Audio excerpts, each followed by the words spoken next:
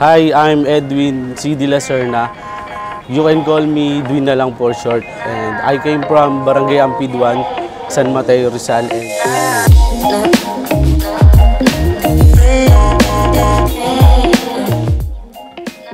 I am currently management trainee here in Prangis UP Town Center in Quezon City.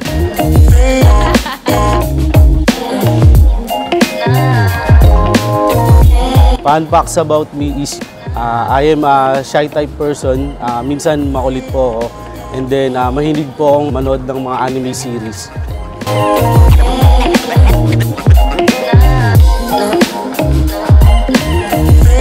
Bali, pinag-apply lang po ako ni Richard, yung gumagawa po ng cake sa Prangis. Hanggang sa natanggap po at nakapag-start na po ako kay Prangis.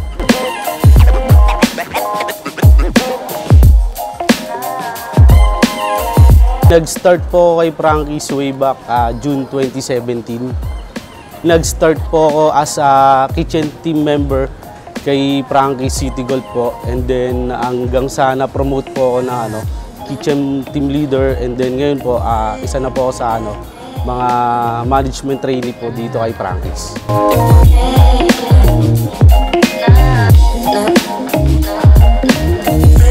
Siyempre po yung fun environment kay Prangis. Yung tipong pagpasok mo is yung makikita mo yung mga kasama mo na masaya lang, good vibes lang po. Kahit na sobrang peak or dami man tayong nagiging lapses, masaya lang po kay Prangis.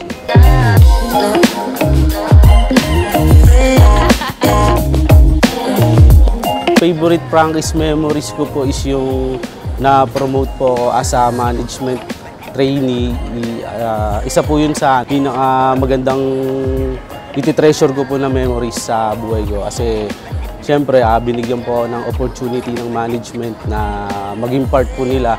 At sobrang thankful po ako and grateful po ako kay Sir Ed and sa mga nakasama ko pong heads.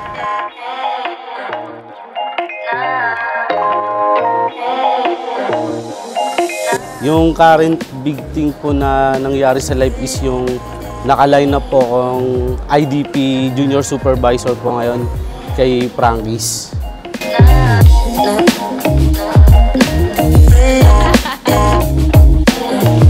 Lahat naman tayo nagkakaroon ng mga pinagdadaanan, nagkakaroon tayo ng struggles. Siguro ang gawin na lang natin is sa akin, nagiging kalmado lang ako and then nagpipray ako, humihingi ako ng guidance kay Lord para malampasan lahat ng struggles na pinagdadaanan ko.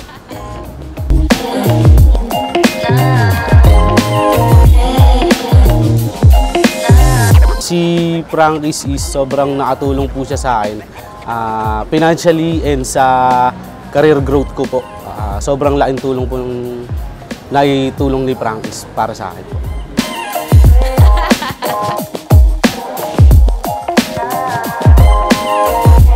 Ang favorite Prangis product ko is yung classic Buffalo Mild Aioli Dip.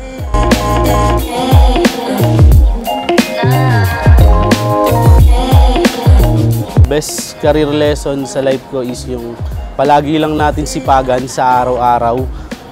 Lagi lang natin gagalingan and huwag tayong matatakot na mag-grab ng panibagong opportunity na ibibigay sa atin.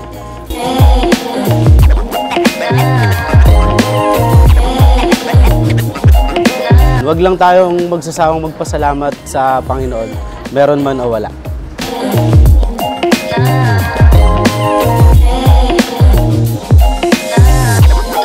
What keeps me motivated for me is my family kasi sa kanila ako humugot ng lakas and then sila yung magandang naging blessings na binigay sa akin ni Lord.